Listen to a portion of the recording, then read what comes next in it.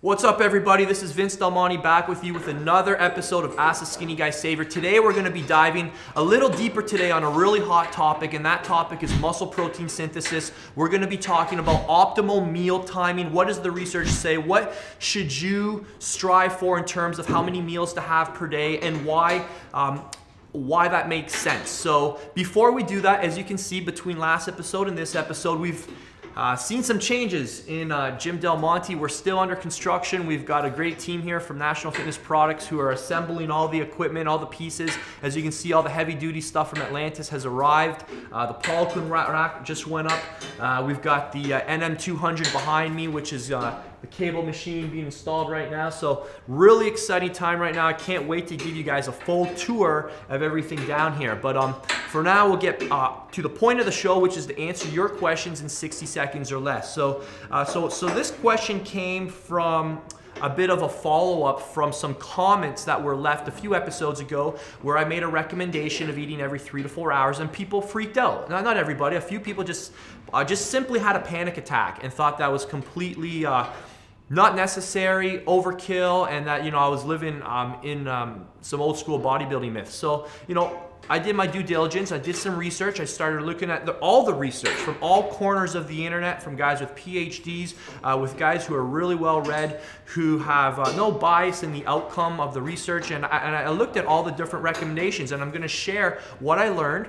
And what I was very pleasantly surprised to discover was that everything I've been recommending for the past 10 years to my clients is pretty much right on par with what all the research says and shares, which wasn't any surprise because the results my clients get speak for themselves. So first off, before we dive into it, what is muscle protein synthesis? So we're talking about synthesizing new muscle tissue beyond your current baseline level. So we're talking about gaining new muscle mass here. We're talking about adding new size to your body. So he next says, does it matter if I have 2 to 3 huge meals, or do I need 5 to 6 meals a day to optimize muscle protein synthesis? So this is going to come down to a lot of individual factors. And when I look at all this information out there, I always try and really just get back to brass tacks and think about what's practical. What's practical for me? What's practical for my clients? I'm looking for something that I can adhere to as a lifestyle. Do you see what I'm saying? So let's just look at a 200-pound male who's going to take in 200 grams of protein a day. He's got options. He could have those in, say, 1 to 2 meals a day or 9 to 10 meals a day. I use those two ranges because they're both examples of extremes. So for someone who's going to try and get all their protein intake in just 2 whole food meals a day, let's ask ourselves, for the majority of people, is that practical? Probably not. Unless you're going to Las Vegas on a regular basis and eating at fancy steakhouses where you're getting a 24-ounce ribeye and the chef's doing his thing and making it taste delicious. Most people don't even have the ability to eat 100 grams of protein in one sitting. I mean, I know I don't, and I know the only time I've probably ever consumed 100 grams of protein in one sitting is, again, at a fancy restaurant eating a big steak. So to bring this back home, it's probably not going to be realistic. And how am I going to prescribe that to my clients when I need to get them results? Again, not realistic. Let's look at the flip end of the continuum, 9 to 10 meals a day. Do we need to eat that much? I think you can answer this for yourself, because if we take, say, our 200-pound man, let's pretend that 200 grams of protein is a 40-ounce steak. Who wants to eat 10 4-ounce servings of that steak spread out over the day? You hear what I'm saying? Just not practical. So again, what I recommend is somewhere in the middle. And from all the research that I've read, from all the smartest guys who've done research on protein metabolism, muscle protein synthesis, the consensus is that eating 3 to 4, 4 to 5 larger whole food meals a day is optimal.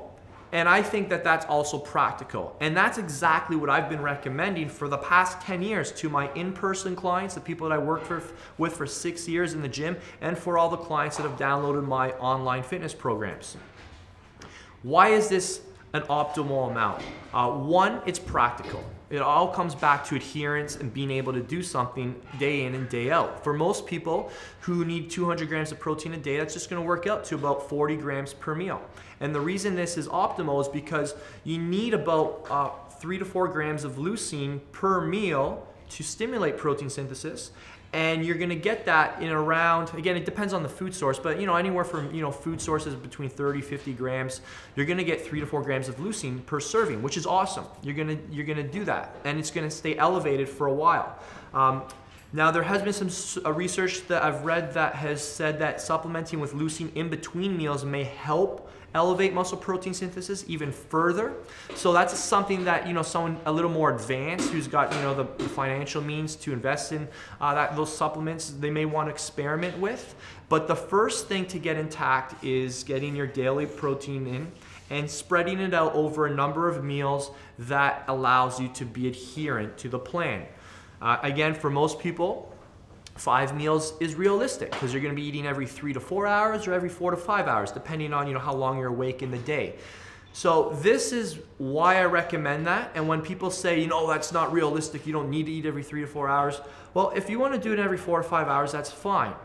But realize that we're literally talking about a little spread here, and it's literally academic debate, which we're debating about, which I, to be honest, have zero interest in. So I'm interested in helping people get results and making recommendations that are going to be practical, and that's what's all supported by the research as well too. I'll put some links below to some guys that you can do further reading on that really know this subject way beyond my scope, who've dedicated literally years of their life to studying this stuff and looking at the data, and giving guys like me the opportunity to use it with clients and help them get results. So I'm obviously very thankful for those people, and I go to them for info. But then you have to keep in mind that I don't get stuck on the data. I don't get stuck in the classroom. I say, okay, now we need to put this into action, and I learn from doing and start making outcome-based decisions.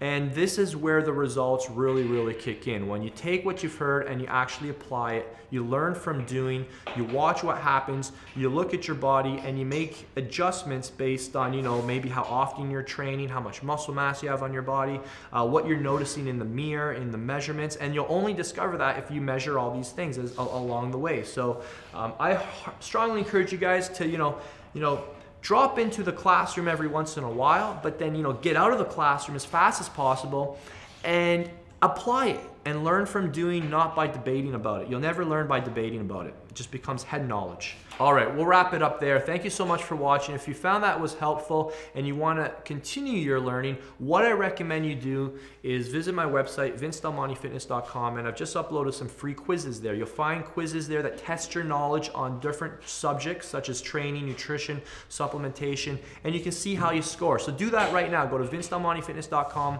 Take the quiz that interests you most and see how you score. We'll see how well you've been absorbing all this information, and it'll give you an idea of how much room you still have to grow. Until next time, I'm Vince Del Monte. Thanks for watching.